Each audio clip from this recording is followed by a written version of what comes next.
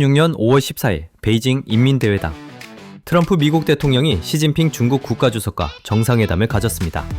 미국 빅테크와 월가 CEO들도 대거 따라갑니다. 근데 이 명단이 재밌어요. 트럼프랑 공개적으로 싸우며 결별 선언까지 했던 일론 머스크, DJ나 해라 소리들은 골드만삭스 CEO, 공식 명단에서 제외되었다가 막판에 합류한 엔비디아 젠슨 황, 그리고 트럼프 1기부터 지금까지 단 한 번도 제대로 안 까인 남자 팀 쿡. 오늘은 이 네 사람과 트럼프 사이에 어떤 일이 있었는지, 트럼프가 가장 좋아하는 CEO는 누구인지 그 순위를 분석해보겠습니다.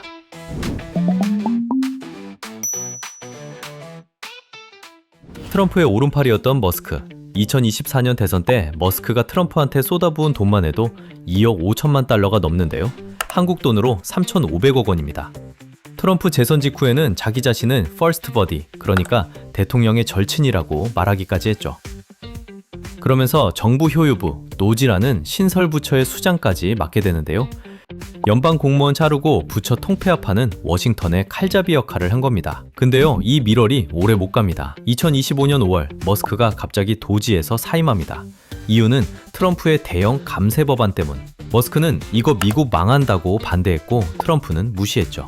그리고 한 달 뒤 진짜 전쟁이 터집니다. SNS에서 둘이 공개적으로 싸우기 시작한 거죠. 트럼프가 쟤 미쳤다고 하면 머스크가 배은망덕이라고 받아치는데, 그러다가 머스크가 결정타를 날립니다. 트럼프의 앱스타인 파일 관련 의혹 게시물을 X에 올려버린 거예요. 격노한 트럼프는 바로 관계 끝났다고 공개선언, 머스크가 선물한 테슬라 차량까지 팔아버리겠다고 했어요. 근데 여기서 끝이 아닙니다. 2025년 7월 머스크는 진짜 무서운 카드를 꺼냅니다. 아메리카 팔티라는 제3정당을 만들어요.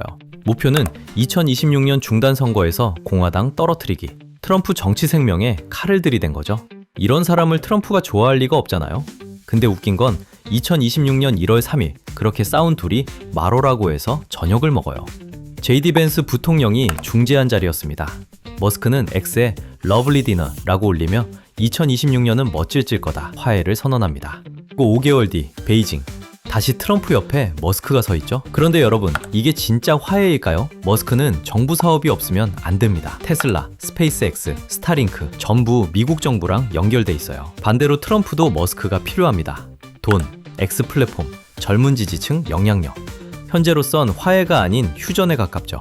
사실상 둘의 관계는 칼을 들고 웃고 있는 동맹이 아닐까요? 골드만삭스의 CEO답게 월가 스타일을 보여주는 솔로몬은 트럼프 재선 직후부터 친트럼프로 빠르게 돌아섭니다.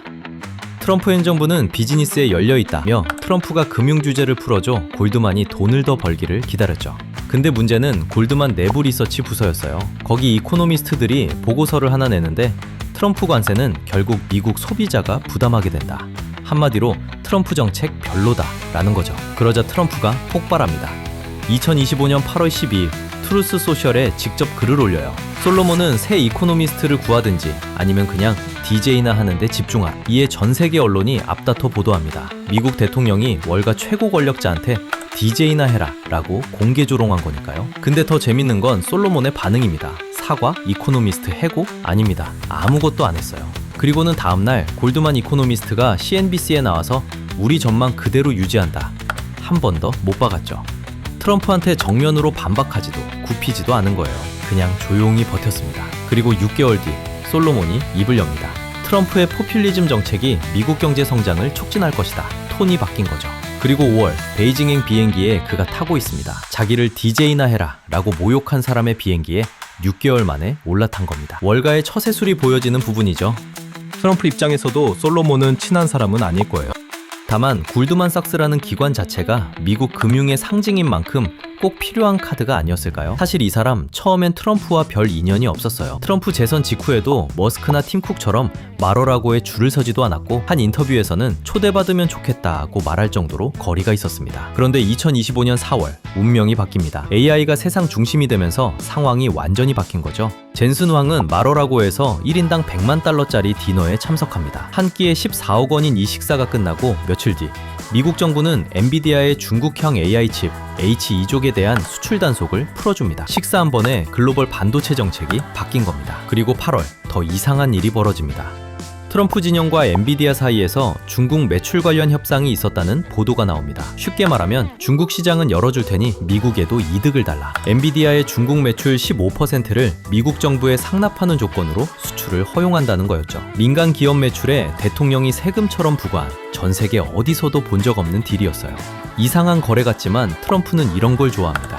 어차피 중국 시장 막히면 회사가 망하는 젠슨 황도 받아들였고요. 그리고 2026년 3월 젠슨 황은 백악관 신설 AI 자문 자리에 공식 임명됩니다. 이번 베이징 방문을 두고도 말이 많았는데요. 처음 공개 명단에는 젠슨 황의 이름이 빠져 있었거든요. 시장은 난리가 납니다. 엔비디아 CEO가 백악관에서 외면당했다고 보도했죠. 그런데 출발 직전 트럼프가 직접 젠슨 황을 픽업합니다. 자기 비행기에 태워서 베이징으로 데려간 거예요. 포브스는 트럼프가 황의 동행을 직접 확인해줬다고 보도했는데요. 이 소식에 엔비디아 주가는 사상 최고가를 찍었습니다. 트럼프 입장에서 젠슨 황은 시진핑 앞에 흔들 수 있는 카드입니다. 지금 중국이 가장 원하는 게 엔비디아 칩이거든요. 그걸 들고 있는 사람을 자기 옆에 세운다. 이게 트럼프식 협상이죠. 솔로몬처럼 트럼프 정책을 비판한 적도 없고 머스크처럼 정당을 만든 적도 없는 젠슨 황. 어쩌면 트럼프에게는 가장 다루기 편하면서 가장 자랑할 수 있는 카드가 아닐까요? 사실 가장 무서운 사람은 따로 있습니다. 애플 CEO 팀 쿡. 이 사람은 진짜 정치력 괴물이에요. 머스크는 싸웠고 솔로몬은 조롱당했고 젠슨 황은 줄타기를 했다면 팀 쿡은 트럼프 1기, 바이든, 트럼프 2기까지 오는 동안 거의 공격받은 적이 없습니다. 어떻게 이게 가능할까요? 어쩌면 팀 쿡은 트럼프 사용 설명서를 제일 먼저 이해한 사람입니다. 1기 때 이미 트럼프 자존심 세워주기, 미국 투자 약속, 관세 면제받기라는 공식을 만들었거든요. 트럼프 1기 때 트럼프가 쿡을 팀 애플이라고 잘못 부른 적이 있어요. 보통 CEO 같으면 정정하거나 불쾌해할 텐데 쿡은 뭘 했냐면 자기 트위터 이름을 팀으로 잠깐 바꿔버렸어요. 트럼프가 좋아할 수밖에 없죠. 그리고 2기에서도 똑같은 패턴이 반복됩니다. 2025년 4월 트럼프가 중국산 제품에 145% 관세를 매기겠다고 합니다. 아이폰 생산의 대부분이 중국인, 애플은 초비상이었죠. 그러자 팀 쿡은 트럼프한테 직접 전화를 합니다. 그리고 며칠 뒤 스마트폰이 관세 예외 품목으로 지정됐죠. 애플시 총 3조 달러가 하루 만에 회복됐어요.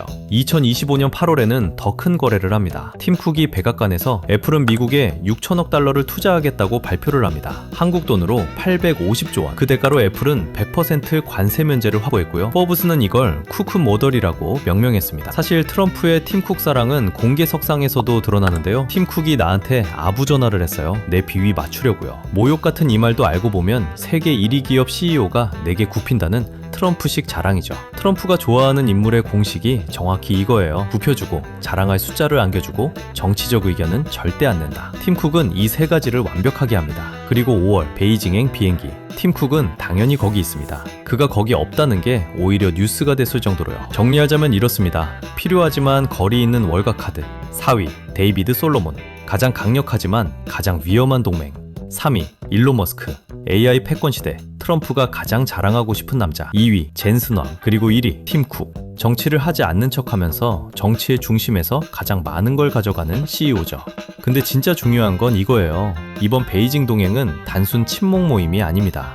애플은 중국 생산, 엔비디아는 AI 칩, 머스크는 전기차와 위성통신, 골드만은 금융시장. 즉 트럼프는 지금 기업인들을 데리고 간 게 아니라 미국 경제의 협상 카드를 들고 간 겁니다. 그리고 그 결과는 앞으로 관세, 반도체 규제, AI 정책, 미중 무역 협상으로 하나씩 현실화될 가능성이 높습니다. 한국은 이 변화의 한가운데에 있습니다. 미국과 중국 사이에서 어느 쪽으로 흐름이 기우든 반도체와 배터리, 자동차 산업이 직접적인 영향을 받게 되겠죠. 여러분이 생각하는 트럼프의 최애는 누구인가요?